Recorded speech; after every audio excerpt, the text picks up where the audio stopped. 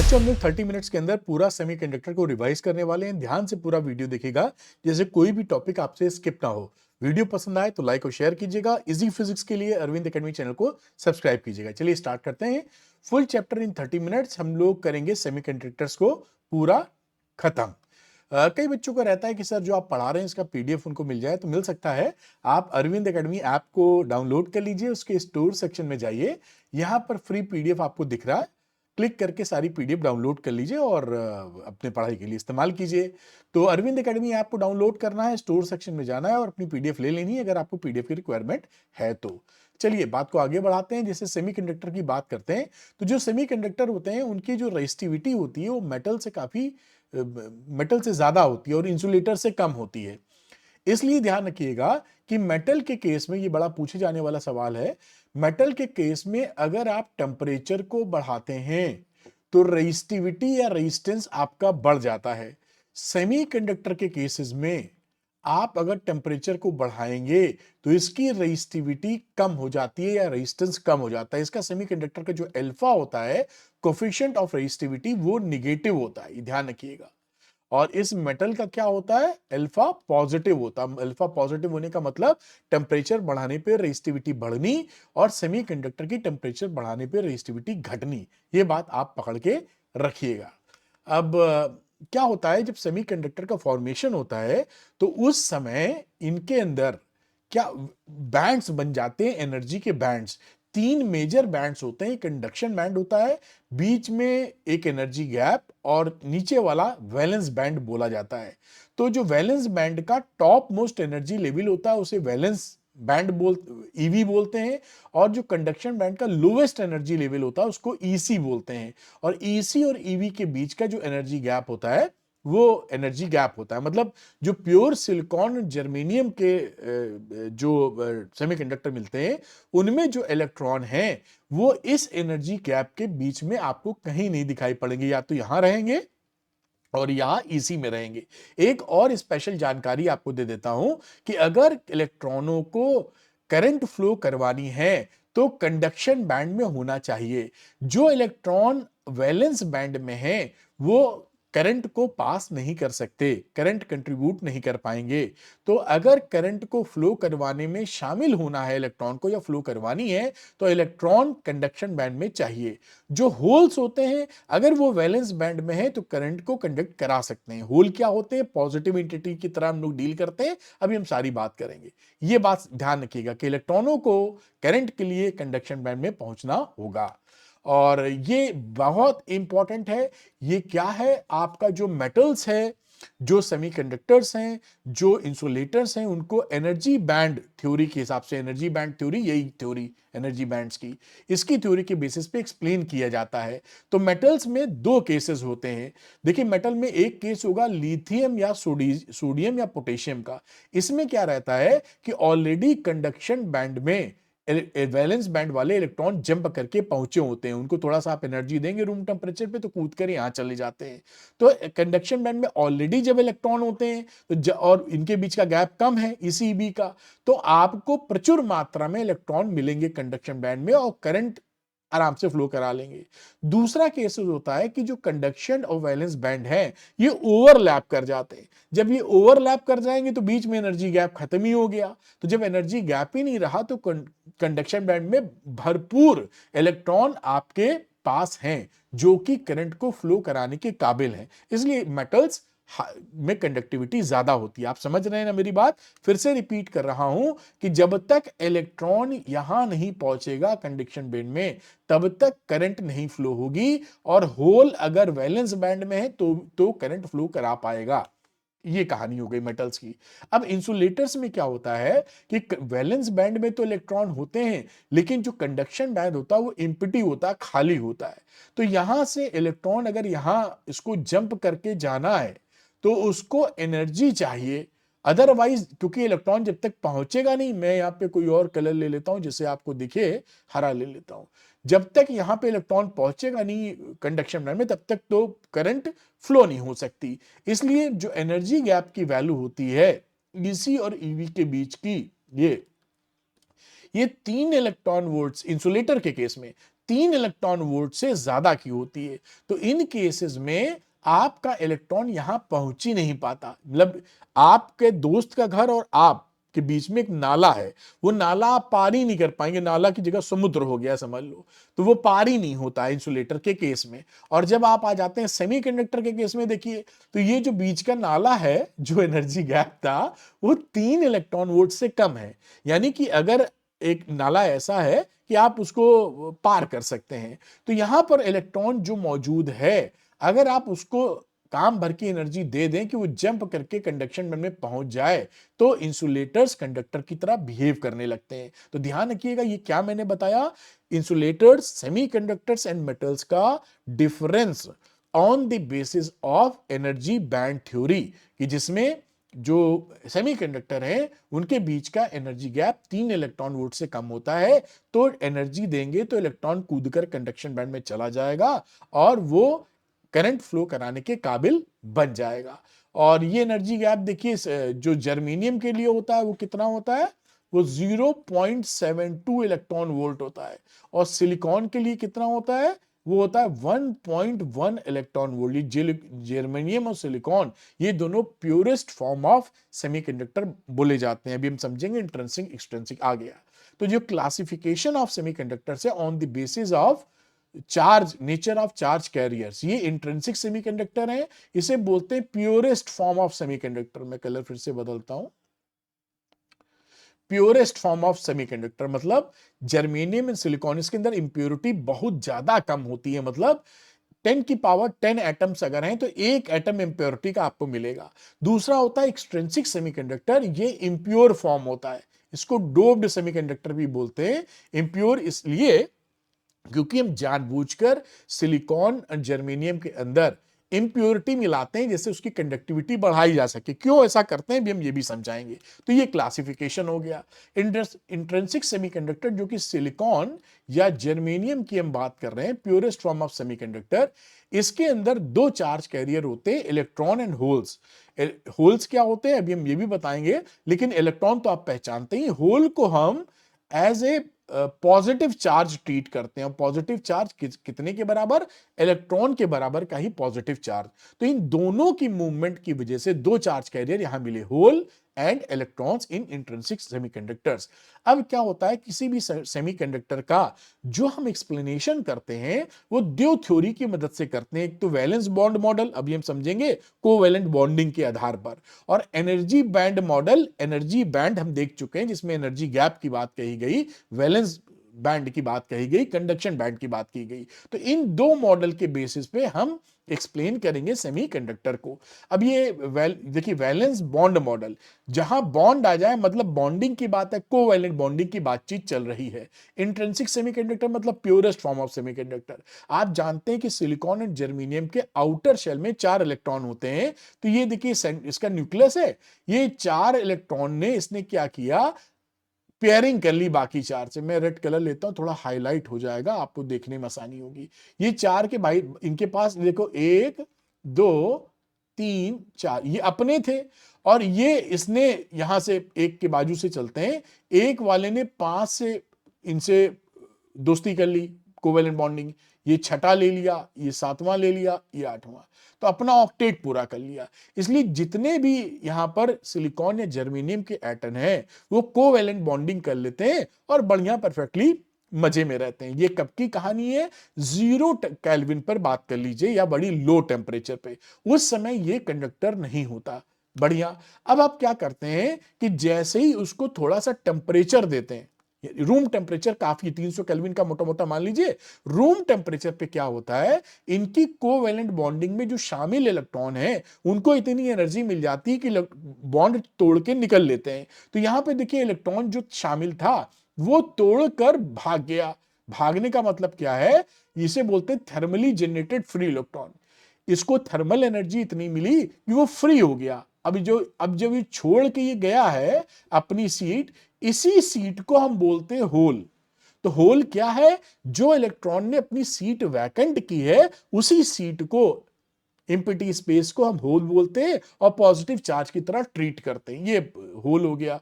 और ये मैंने अब इस समय क्या हुआ कि थर्मली जनरेटेड फ्री इलेक्ट्रॉन मौजूद है और होल भी मौजूद है, तो जब आप बाहर से पोटेंशियल डिफरेंस लगाएंगे तो इसके अंदर करंट फ्लो होने लगी, यानी ये इंसुलेटर कंडक्टर की तरह बिहेव करना चालू कर दिया है। तो पकड़े रहिएगा। अब इसके अंदर अभी देखिए मैंने यहां पर बातें लिखी हैं कि होल जो होता है इसको पॉजिटिव चार्ज की तरह ट्रीट करते हैं जितना इलेक्ट्रॉन पे चार्ज है, और इस इंट्रिंसिक सेमीकंडक्टर के अंदर Ne बराबर NH बराबर Ni, मैंने जितने नंबर ऑफ इलेक्ट्रॉन है भाई, जितने इलेक्ट्रॉन छोड़ेंगे उतने ही होल बनेंगे, तो नंबर ऑफ होल और ये number of I intrinsic charge carrier. ये ध्यान रखिएगा Ne NH Ni जो है वो वॉल्यूमेट्रिक होता है, number of charge carriers per unit volume, ये कंसंट्रेशन लिखा जाता है। तो रूम टेम्परेचर पे ये हाल है, तो रूम टेम्परेचर पर इंट्रिंसिक सेमीकंडक्टर एक कंडक्टिंग बॉडी बन जाती है। अब ये किसके बेसिस पे बातचीत कर रही है? वैलेंस बॉन्ड मॉडल के बेसिस पे। तो टोटल करंट इंट्रिंसिक सेमीकंडक्टर में क्या हो जाएगा? I is equal to IE plus IH, जो इलेक्ट्रॉन करंट फ्लो कर रहा है और जो होल करंट फ्लो कर रहा है, दोनों करंट को जोड़ देंगे तो टोटल करंट आपकी निकल आती है इंट्रिंसिक सेमीकंडक्टर्स के अंदर। और कितने इलेक्ट्रॉन किस टेम्परेचर पे आपको मिलेंगे, ये भी एक फॉर्मूला बना हुआ है। इस फॉर्मूले को थोड़ा ध्यान कर लीजिए।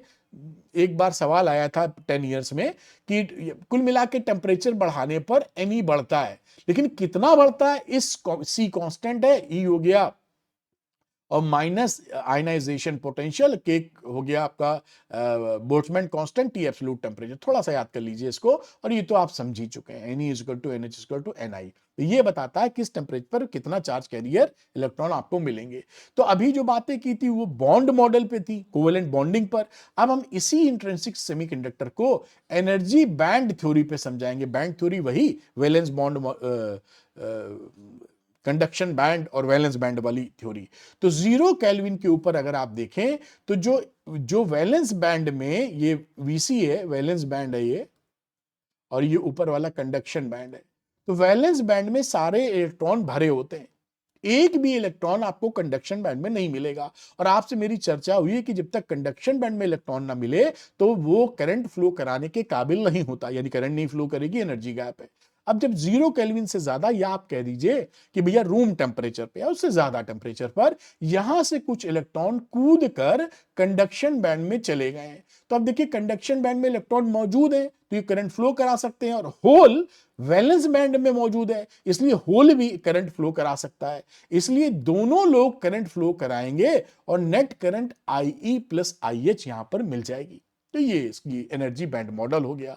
अब इंट्रिंसिक सेमीकंडक्टर जो होते हैं कुछ इंपॉर्टेंट पॉइंट्स, तो 2 टाइप्स ऑफ करंट कैरियर्स होंगे, इलेक्ट्रॉन एंड होल्स, ये बातचीत हम लोग कर चुके हैं। Ne बराबर NH होता है, इसको पकड़े रहिएगा। इंट्रिंसिक सेमीकंडक्टर, बड़ी इंपॉर्टेंट बात है कि जो इंट्रिंसिक सेमीकंडक्टर होते हैं इलेक्ट्रिकली वो न्यूट्रल होते हैं। ये मत समझ लेना कि भैया ये इलेक्ट्रॉन यहां से निकल लिया है तो ये चार्ज हो गया, एज ए होल की बात कर रहे हैं। जो भी इलेक्ट्रॉन निकलेगा वो इसी सेमीकंडक्टर में रहेगा, कहीं गया नहीं है बाहर कूद कर। तो ये इंट्रिंसिक सेमीकंडक्टर इलेक्ट्रिकली न्यूट्रल है, और टोटल करंट इलेक्ट्रॉन और होल से बनने वाली टोटल करंट है। कुछ लिमिटेशन होती है सेमीकंडक्टर, इंट्रिंसिक सेमीकंडक्टर की, जिसकी वजह से हमें डोपिंग या एक्सट्रिंसिक सेमीकंडक्टर बनाने पड़े।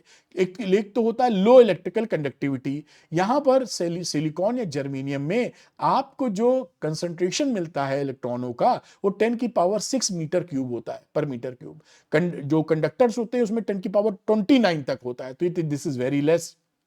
साथ में ये हमेशा थर्मली जनरेटेड होते हैं, तो हमारे पास फ्लेक्सिबिलिटी नहीं है कि हम चाहें कि किसी को भैया ज्यादा करा दें, कम थर्मल एनर्जी देनी पड़ेगी।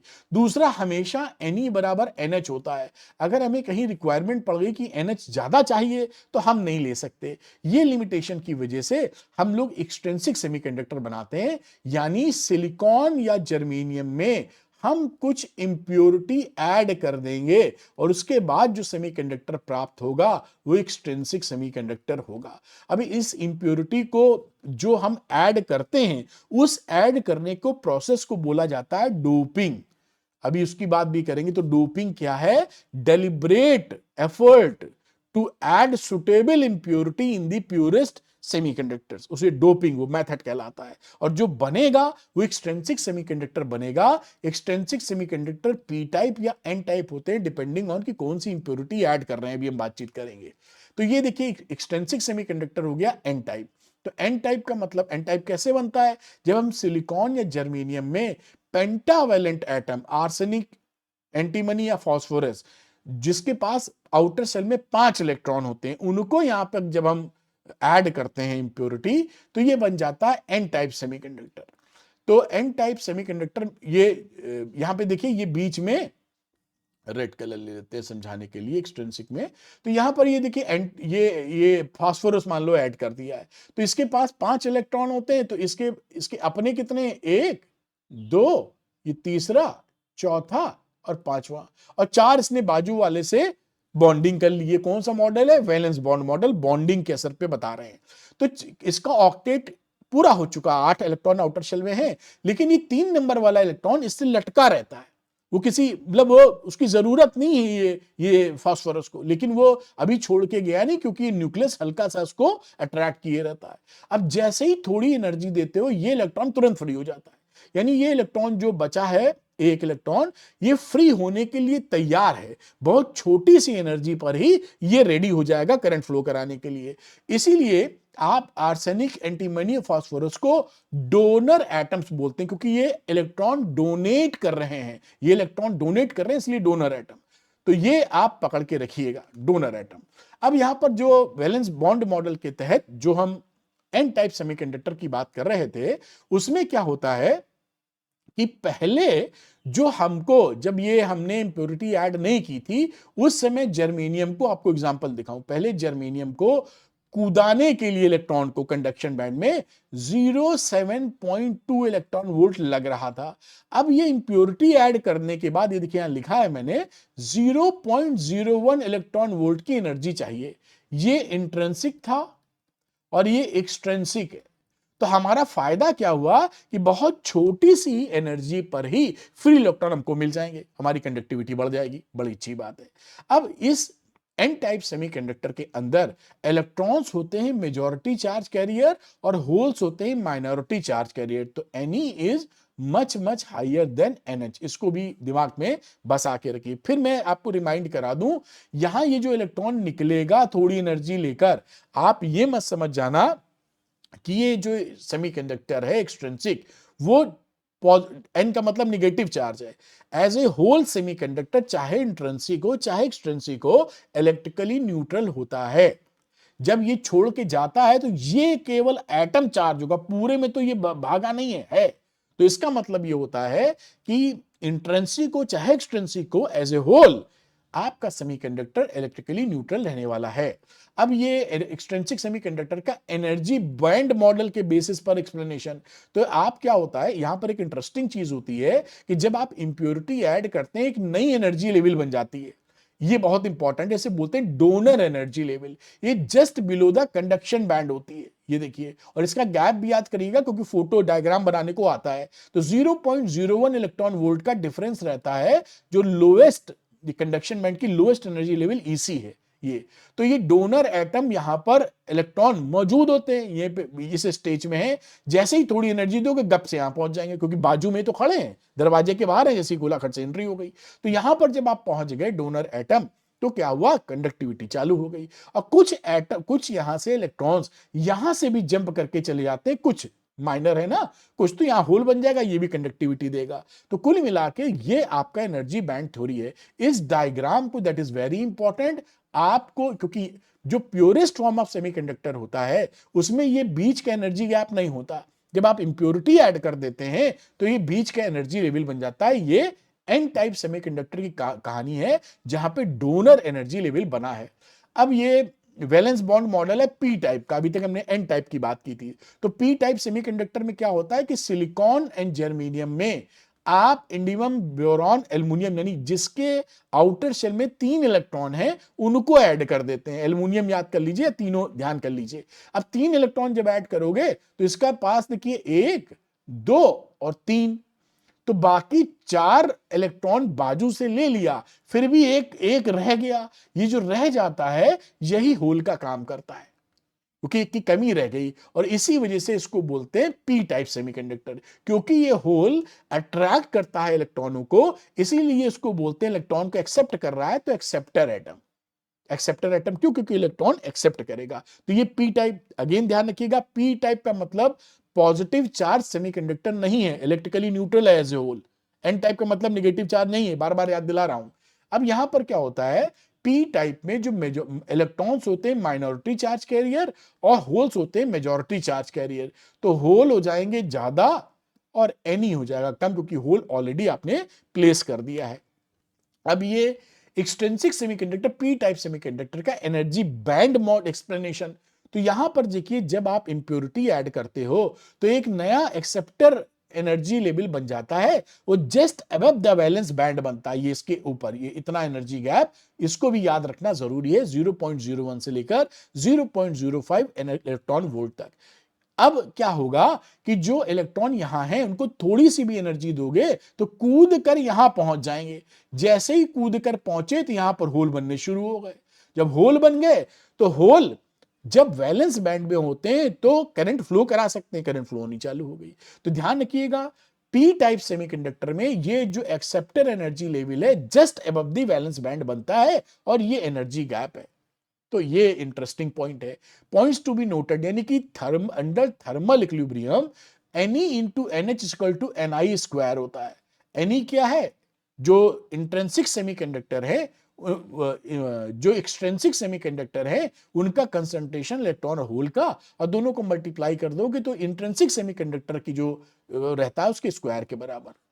और both N type P type semiconductors are neutral electrically, ये ध्यान रखना, कई बार बता चुका हूं। अब पीएन जंक्शन की बात करते हैं। पीएन जंक्शन जो बनाते हैं उसको ऐसा मत समझ लेना कि पी और एन को लाकर जोड़ देते हैं, चिपका देते हैं। कभी भी ऐसा चिपका के आप पीएन जंक्शन नहीं बना सकते, क्योंकि इंटर एटॉमिक कॉन्टिन्यूटी नहीं प्राप्त होती। हम एक ब्लॉक लेते हैं, उसके एक साइड को पी एक साइड को एन डोप कर देते हैं, जिससे हम पीएन जंक्शन प्राप्त करते हैं। बढ़िया। अब फॉर्मेशन ऑफ पीएन जंक्शन में क्या होगा, जब आप पीएन जंक्शन बनाओगे यानी P type N type doping करोगे तो कुछ दो बड़े कांड होते हैं, ये एग्जाम में पूछे जाते हैं, और चार आउटकम होते हैं उसके। दो जो कांड होते हैं वो डिफ्यूजन करंट एक बनती है, एक ड्रिफ्ट करंट बनती है। तो डिफ्यूजन ड्रिफ्ट करंट क्या है वो मैंने अभी समझाया, वो आपको मैं बताऊंगा। फिर यहां पर आता है एक अभी इसको समझाऊंगा मैं किस डायरेक्शन में है क्या है। देखिए, diffusion current P to N रहती है, drift current N to P. क्या मामला है ये अभी मैं आपको यहीं पे चलिए समझाते हैं। क्या होता है कि जब आप डोपिंग करना स्टार्ट करते हैं तो शुरू में डिफ्यूजन करंट की वैल्यू काफी ज्यादा होती है, क्योंकि यहां पर देखिए एन टाइप जब आप दोगे तो ये पी टाइप एन टाइप का मतलब क्या है कि जो इलेक्ट्रॉन एक्स्ट्रा एक्स्ट्रा मतलब मेजॉरिटी चार्ज के लिए इलेक्ट्रॉन है, इस होल को पसंद करते हैं, तो जाकर वहां पर डिफ्यूज होने शुरू होते हैं। तो क्या होता है, जो करंट होती है, देखिए इलेक्ट्रॉन जब आप इधर चला रहे हो इलेक्ट्रॉन, तो करंट उसके अपोजिट मानते हो। तो P से N की तरफ देखिए करंट फ्लो होने लगी, है ना। इलेक्ट्रॉन किधर से किधर जा रहे हैं, N से P, या कह दीजिए होल P से N जा रहे हैं, कोई प्रॉब्लम नहीं है, डिफ्यूजन। अब जैसे जैसे डिफ्यूजन चालू होता है, बहुत तेजी से चालू होता है, उसके बाद धीरे धीरे इलेक्ट्रॉन ड्रिफ्टिंग बढ़ने लगती है। ड्रिफ्टिंग क्या होती है, जब ये यहां पर निगेट, यहां पे जो आयंस हैं, ये जो पॉजिटिव वाला इसका जो इलेक्ट्रॉन था वो इससे कंबाइन कर गया, तो ये पॉजिटिव आयन बन गया प्लस वाला, भाई इसी के तो इलेक्ट्रॉन इससे कंबाइन किया और ये निगेटिव बन गया। तो ये एक इलेक्ट्रिक फील्ड पैदा कर देते हैं प्लस से माइनस की तरफ। तो इलेक्ट्रिक फील्ड पॉजिटिव चार्ज को उस डायरेक्शन में ढकेलता है, तो इधर वाले जितने पॉजिटिव चार्ज होंगे वो ढकेले जाएंगे इधर, और इधर का मतलब N2P, तो N2P चालू हो जाती है ड्रिफ्ट करंट। तो शुरू में डिफ्यूजन करंट काफी तगड़ी होती है, लेकिन जैसे जैसे समय बीतता है डिफ्यूजन करंट घटती है, ड्रिफ्ट करंट बढ़ती है, और एक ऐसा समय आता है कि डिफ्यूजन और ड्रिफ्ट करंट दोनों सेम हो जाती है, नेट करंट की वैल्यू 0 हो जाती है। उस समय जब इक्विलिब्रियम स्टैब्लिश हो जाता है तो बीच का ये जो पार्ट होता है, लेयर, या क्या बोलेंगे, लेयर ही बोले, इसे बोलते हैं डिप्लीशन लेयर। डिप्लीशन लेयर का मतलब होता है डिप्लीटेड फ्रॉम चार्ज। यहां पर कोई भी चार्ज मौजूद नहीं है। आपको ये जो दिखाई पड़ रहे हैं प्लस और माइनस, ये आयंस हैं, ये चल नहीं सकते हैं, तो हैं तो ये चार्ज लेकिन चलने लायक नहीं, तो हमारे किसी काम के नहीं है। तो ये डिप्लीटेड फ्रॉम चार्ज है, और बैरियर, यहां पर एक बैरियर पोटेंशियल बन जाता है, क्योंकि एक इलेक्ट्रिक फील्ड बना है प्लस से माइनस, तो हमेशा वो अगर पॉजिटिव चार्ज इधर से इधर जाना चाहेगा तो रोकेगा, तो इसे बोलते हैं बैरियर पोटेंशियल। दो मेन घटना है, डिफ्यूजन, ड्रिफ्ट, और चार आउटकम हो गए, डिप्लीशन लेयर, बैरियर पोटेंशियल पकड़ते हुए। अब ये मैंने समझाने की कोशिश की थी, ये आपको ऑलरेडी बता चुके हैं। ये देखिए, ये यहां पर एन टाइप सेमीकंडक्टर है, इलेक्ट्रॉन उनके पास मौजूद है, ये डोनर आयन हो गए इलेक्ट्रॉन। पी टाइप में क्या होता है, एक्सेप्टर आयन और होल। अब ये इलेक्ट्रॉन देखिए यहां से ये या होल मान लीजिए, होल ऐसे डिफ्यूज कर रहे हैं क्योंकि इलेक्ट्रॉन को पसंद करते हैं, तो ये करंट फ्लो होने लगी या पी से एन की तरफ। आप देख पा रहे हैं, पी से एन की तरफ, ये डिफ्यूजन करंट। अब जैसे जैसे करंट जाने लगी, मैंने आपको बताया कि कुछ यहां पर आयंस बन जाएंगे, इलेक्ट्रिक फील्ड पैदा कर देंगे, ये देखिए ड्रिफ्ट। तो यहां पर ड्रिफ्ट करंट इधर से इधर चालू हो गई, एन से पी, क्योंकि ये इलेक्ट्रिक फील्ड जो बना है वो पुश करने लगेगा पॉजिटिव चार्ज को इस डायरेक्शन में। और जब इक्विलिब्रियम स्टैब्लिश होगा तो डिप्लीशन लेयर बन गई, रीजन बन गया है, लेयर बोल दीजिए। और ये बैरियर पोटेंशियल प्लस से माइनस, जो कि इधर वाले प्लस को आने से रोकेगा। ये कांड होता है। कुल मिला के मैंने कोशिश की है कि आपको समझ में अच्छे से आ जाए।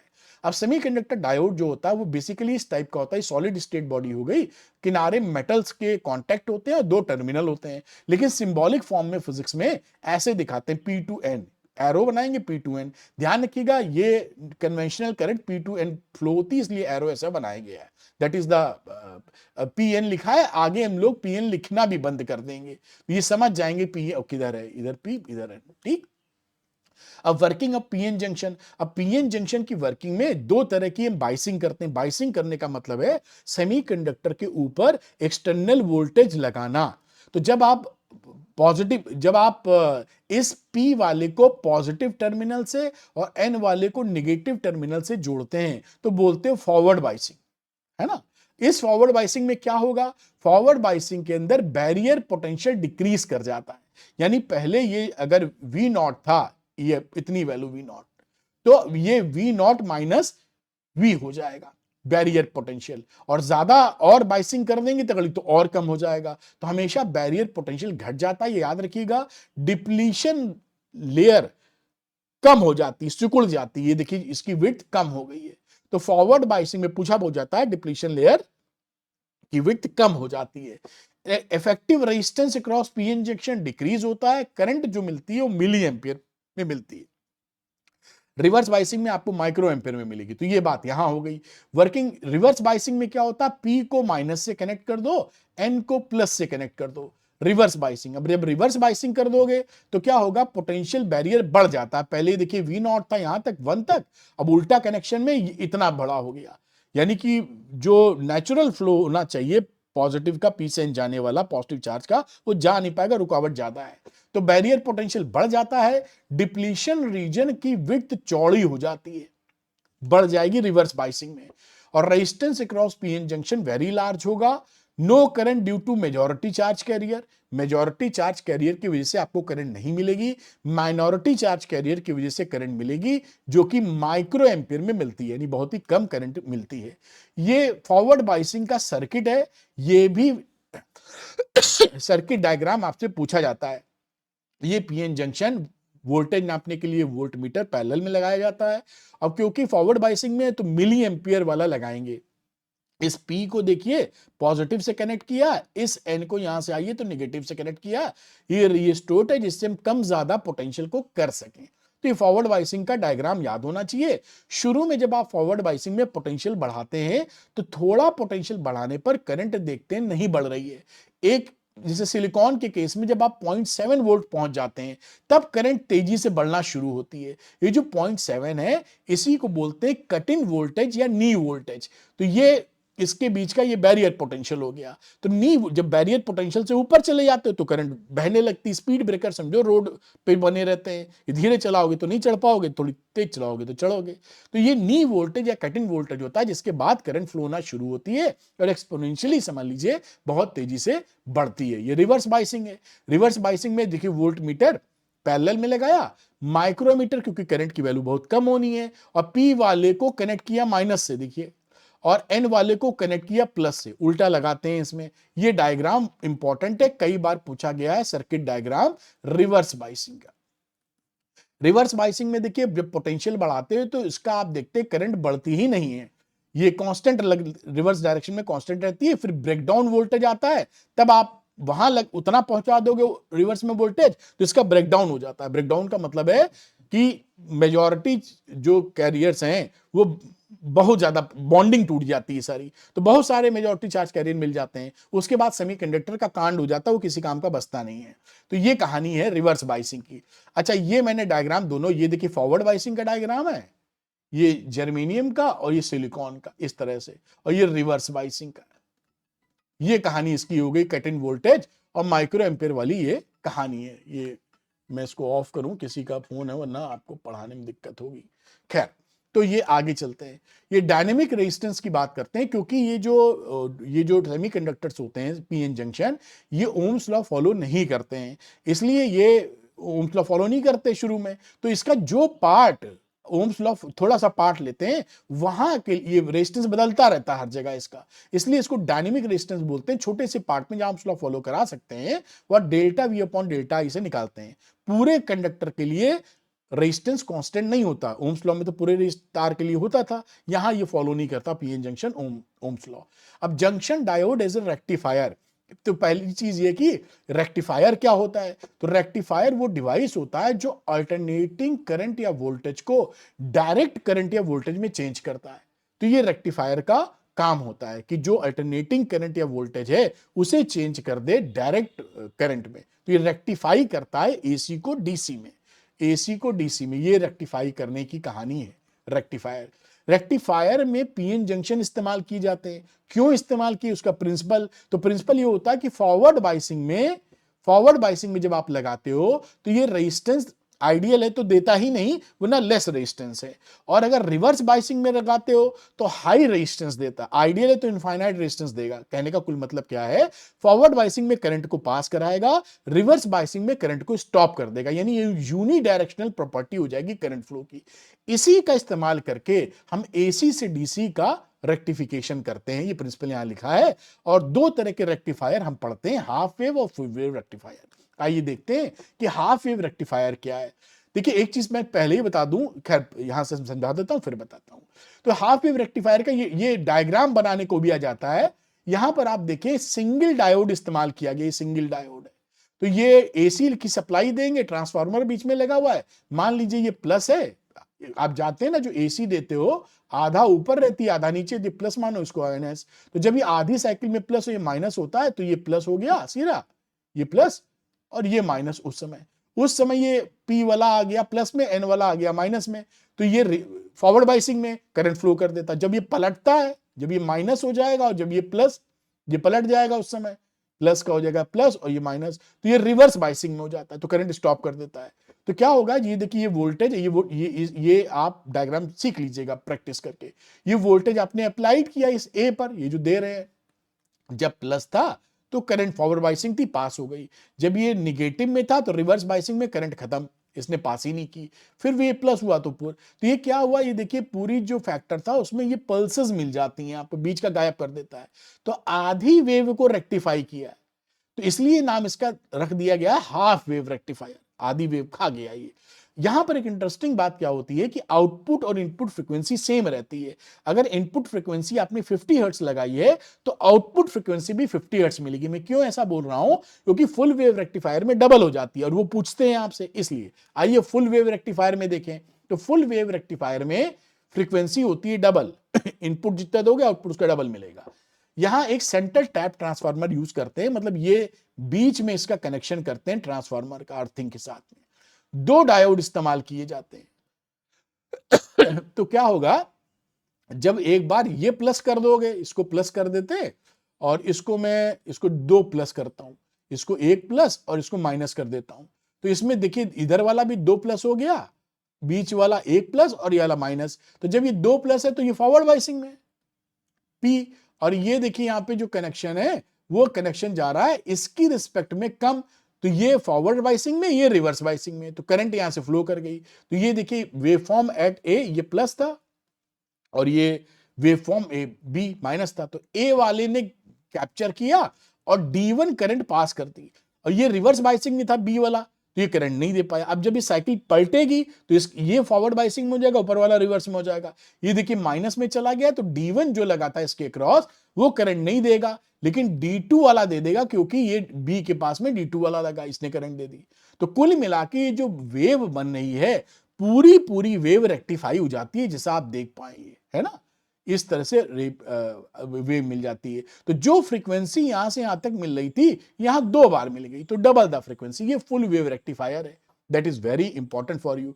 पूरा चैप्टर मैंने आपको रिवाइज करा दिया। अब जाते जाते क्वेश्चन लगाना हो तो मैंने आपके लिए श्योर शॉर्ट क्वेश्चन बनाए हैं, 12th PCM, sure short 12th PCB. ऐसे ही क्वेश्चन इसी पैटर्न के बोर्ड एग्जामिनेशन में आते हैं। 25 क्वेश्चन पर चैप्टर में, जो आप आसानी से लगा पाएंगे। फुली सॉल्व है, सोल्यूशन के लिए आपको भटकना नहीं है। 100% बोर्ड टारगेटेड क्वेश्चन है। बेसिकली ये एनसीईआरटी, ये निचोड़ है एनसीईआरटी के इंपॉर्टेंट क्वेश्चंस का, लास्ट 10 इयर्स के पीवाईक्यूज के इंपॉर्टेंट क्वेश्चंस का एंड लेटेस्ट ट्रेंड का। इसको श्योर शॉर्ट क्वेश्चन लगाने के बाद आप एश्योर हो सकते हैं कि मैंने वो क्वेश्चन लगाए जिस तरह के क्वेश्चन बोर्ड एग्जामिनेशन में आने के चांसेस रहते हैं उस पैटर्न के। जो बच्चे श्योर शॉर्ट क्वेश्चन लगाना चाहते हैं वो अरविंद एकेडमी ऐप को डाउनलोड कर लीजिए, उसके स्टोर सेक्शन में जाइए, यहां श्योर शॉर्ट क्वेश्चन दिखाई पड़ेगा, लेके लगा मारिए और अपनी प्रिपरेशन को शानदार कर लीजिए। उम्मीद करता हूं ये वीडियो आपको पसंद आया होगा। लाइक और शेयर कीजिएगा, अरविंद एकेडमी चैनल को सब्सक्राइब कीजिएगा। Thank you very much, all the best, bye.